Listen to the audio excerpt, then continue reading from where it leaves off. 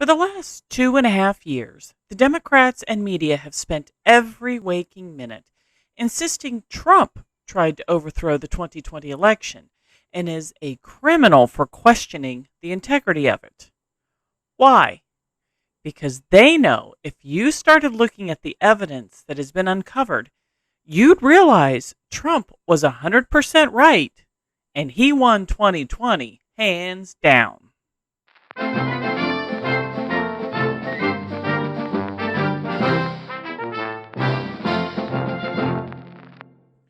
Rosie the Riveter here, dropping more truth bombs to destroy fake news and propaganda. Help share my content by liking and subscribing and hit the notification bell to get new videos when they are uploaded. Now, let's get into today's riveting topic. In my last video, I explored the timeline of January 6th and looked at what we now know about the fake pipe bombs at the DNC and the RNC, how it was those bombs, not rioters, that caused the congressional evacuations, and how Capitol Police and other law enforcement removed barriers, encouraged protesters to move to the Capitol, opened the doors, and invited protesters in. Because of the events of that day, Nancy Pelosi was able to call an emergency session to push through the Electoral College votes, bypassing all debate regarding the constitutional challenges or without sending the electors back to the states for audits and re-verification. Today, I'm going to show you what would have been found if that had been allowed to happen and if the election had honestly been audited. There is too much information to give in one video, so I'm going to highlight just a few of the election problems we have discovered both in 2020 and then again in 2022, and then you can decide if our elections are secure, why the Capitol was breached on January 6th, and why Democrats are pulling out all the stops to tie Trump up with lawsuits and remove him from the 2024 ballot altogether. An audit in Arizona conducted in 2021 uncovered tens of thousands of questionable and invalid ballots in the 2020 election. However, Arizona officials, including McCain Republicans, clung to only one talking point, the surface count, which they claimed was accurate. They conveniently ignored and covered up the entire rest of the report, which revealed the overwhelming number of suspected illegal, invalid, and fraudulent votes, an amount actually larger than the margin of Biden's win.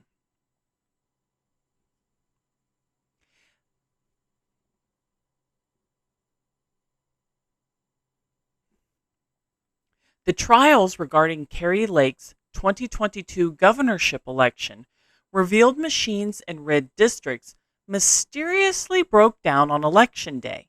Ballots were transferred without a paper trail, and machines rejected an enormous and illegal amount of ballots due to improper paper size. Maricopa County took over 3 weeks to count their votes, just like they did in 2020. Did you know Democrat Katie Hobbs illegally refused to recuse herself as the then Secretary of State from overseeing her own election as governor? Instead of fixing all the election concerns, Hobbs tried to punish Kari Lake for even bringing them up.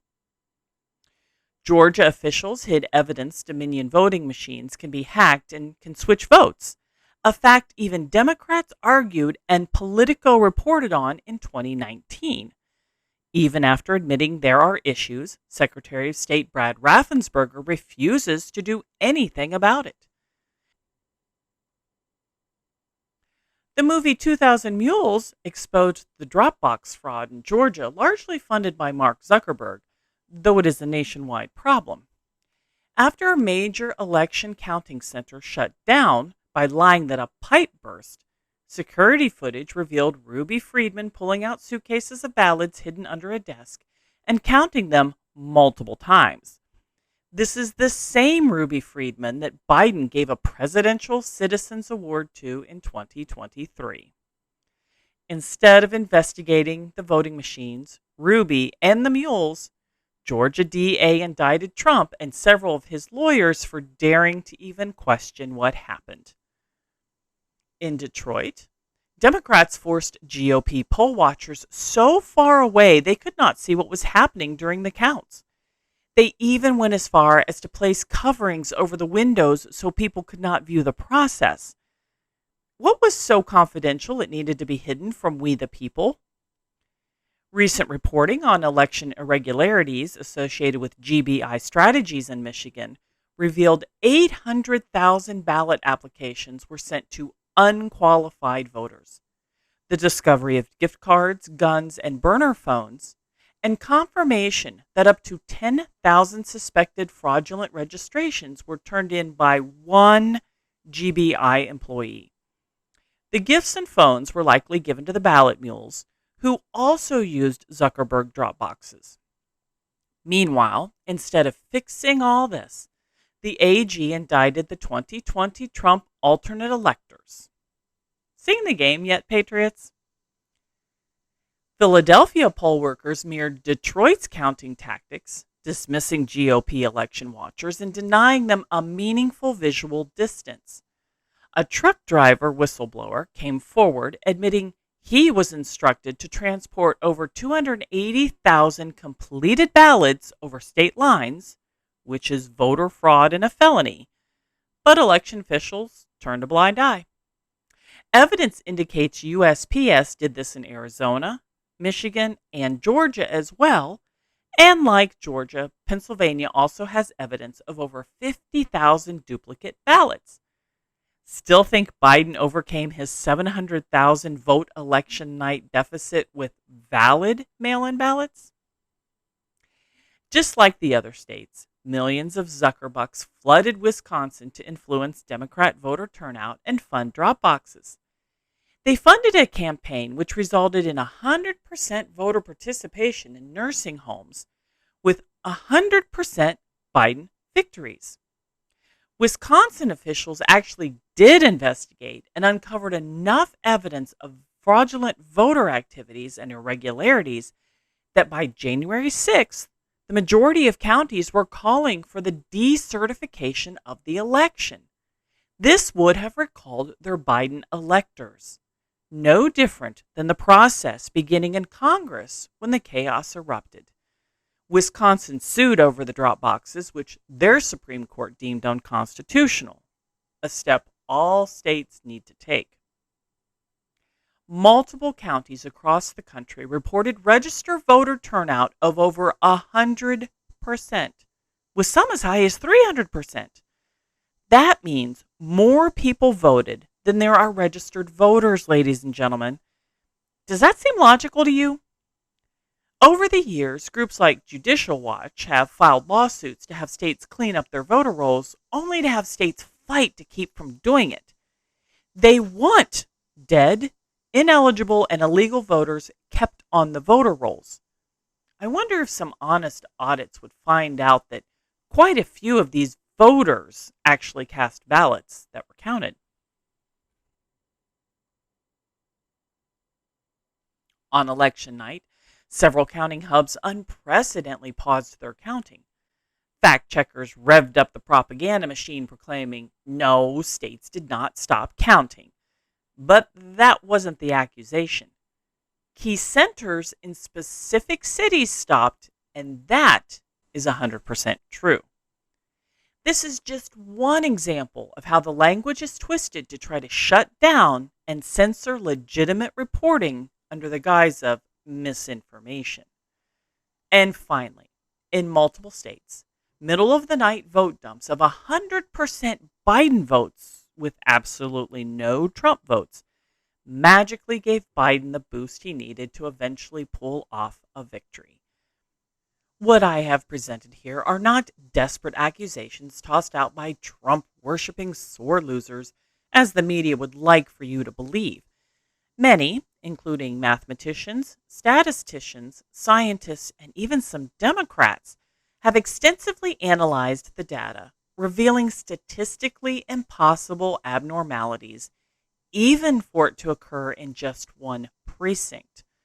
Democrats and the media have dismissed each individual claim as a typo, a one-time error, or just a conspiracy theory, While covering up these events occurred in multiple places in several states across the country, especially ones Biden needed to win, because they can't explain that away.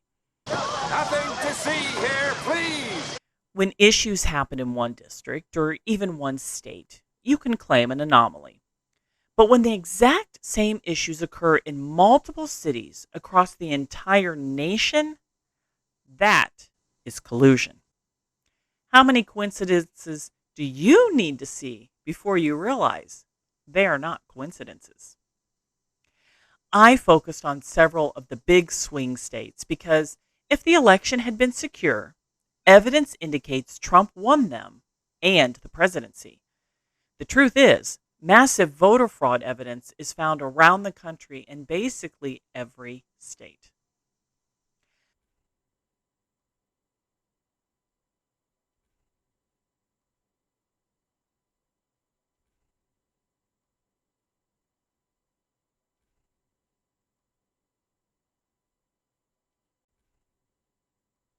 A video by Nancy Pelosi's filmmaker daughter, who just happened to be there filming and coincidentally was able to catch the historical event on camera, was used to drive the narrative Nancy was furious Trump stopped their congressional process.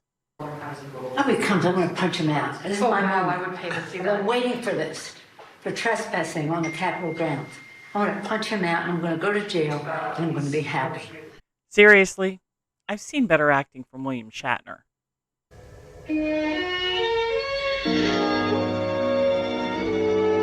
Their need to film their theatrics, taking precedence over the importance of getting to safety, just screams propaganda to me. Personally, I believe Nancy was thrilled by the interruption, as the deep state could not allow the challenges to proceed. The chaos happened to give Nancy the ability to call an emergency session, stop the debates, and just push through the Biden electors. An insurrection did occur, America, but it was on November 3rd. January 6th was the cover-up. I'm sure you noticed I referenced quite a few Gateway Pundit articles. They have been phenomenal in their election and January 6th reporting, making sure to validate and confirm their findings before print. That hasn't stopped the so-called fact-checkers, legacy media, social media, and government officials from attacking the Gateway Pundit, though, insisting their findings are lies. They're hoping you won't look into it for yourself, read their articles, and see all the proof that really does exist. The evidence I have presented here is just the tip of the iceberg. I encourage you to look outside legacy media to find out what is all being revealed daily, as they will not tell you. However, if you are tempted to believe the mainstream media and their fact checkers and dismiss all the accusations, irregularities, and evidence, may I remind you, these are the exact same people who also claimed the Steele dossier was real, that Trump colluded with Russia, and that he conducted a quid pro quo with Ukraine by suggesting Zelensky look into the Biden crime family, deny there is a Biden crime family, want Trump to die in jail for having classified documents, which he's allowed to have, but Hillary Clinton's private server was just an oversight, and what classified documents in Joe Biden's garage? Just to name a few. Think about it. If everything was legitimate, why is so much time, money, and lawsuits being exhausted to keep we the people from looking at the 2020 election? Just like the poll workers putting boards over the windows, you have to wonder, what are they really trying to hide and why? I'm Rosie the Riveter, and that's my 2 cents. But what do you think? Leave your comments down below. If you enjoy my content, please consider supporting my work on Patreon. You can find all my videos and my blog, Liberating Letters, at thefaxpaper.com. You can also start your own research on the Facts Paper by exploring the thousands of links to articles I have, including those noted in my videos, Sharing the Truth Fake News Propagandists Won't. Investigate and discover the truth for yourself.